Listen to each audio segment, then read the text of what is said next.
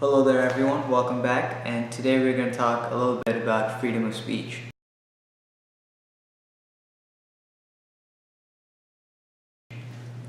Now, if you talk to most people in some varying capacity believe in freedom of speech, believe that every citizen should have some right to be able to express his opinions and debate other people about their ideas. That is what most people say. That being said, very few people actually stand up for the rights of other people. In some capacity, most people, when they believe that their side has become powerful, are okay with some form of censorship. And that is something that we are seeing in today's left.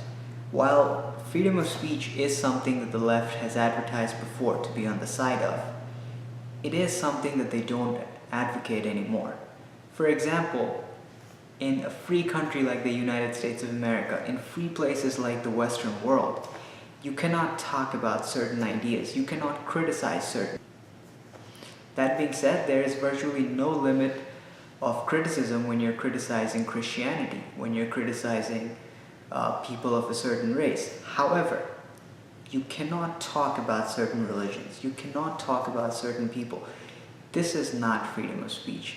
This is a clear violation of the rules through which the free marketplace of ideas operate. And as a foreigner, let me tell you why these rules can be bad. In recent times, the left has decided to curb freedom of speech by labeling people. Today, in America, if you label people as white supremacists, Nazis, as some form of phobe, that's it. All their points become invalid. Their arguments are ignored. This is absolutely terrible. And if you are on the left and you don't realize why this is bad, let me tell you my story. In the part of the world where I'm from, we don't have freedom of speech. Governments engage in mass censorship. If you criticize the government or if you criticize religion, then you are declared an atheist, which by the standards of my country is the worst possible label that can be stamped on you, and all your points become invalid. Understand this. The same standards that a lot of people in the Western world live their life by, people who are predominantly on the left, people who are atheists, people who criticize Christianity, people who believe in making edgy jokes and stuff like that. These life choices would be considered unacceptable in certain parts of the world. And if they lived in some parts of the world, they would be labeled as atheists, which really isn't that big of a deal in the Western world. I personally don't think it's a bad thing if you're an atheist, but in certain parts of the world, that would disqualify them from having an opinion. This is the exact same strategy that the left is imposing today.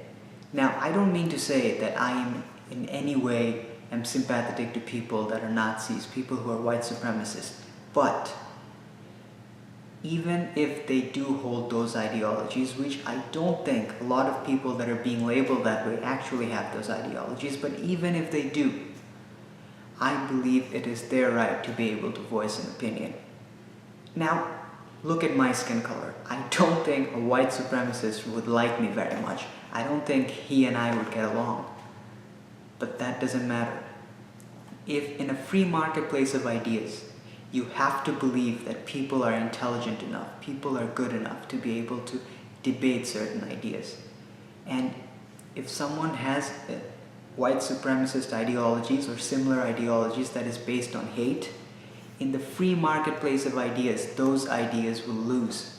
They will not be able to convince a large mass of people.